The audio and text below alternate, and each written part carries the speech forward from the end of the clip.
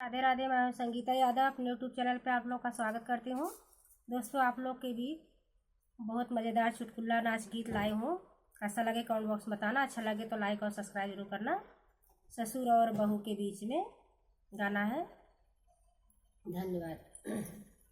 ससुर से होई ग लड़ाई, सासु और हल लइके आई। ससुर से होई ग लड़ाई, सासु और हल लइके आई। हमारी जेठनिया बड़ी पर पंचिनी, हमारी जेठनिया बड़ी पर पंचिन। गाँव गाँव झगड़ा लड़ाई, सासु और हल लइके आई।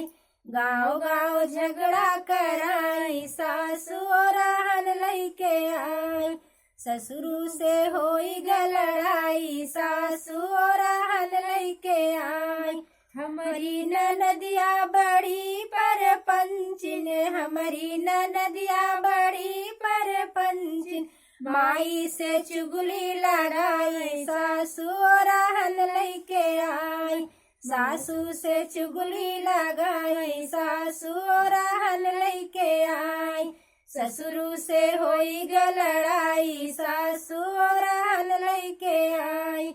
हमरा देवरवा बड़ा रंग रसिया, हमरा देवरवा बड़ा रंग रसिया। हमके तलिहल से पटाई, सासु और हल लइके आई। हमके तलिहल से पटाई, सासु और हल लइके आई। ससुर से होई ग लड़ाई, सासु और हल लइके आई।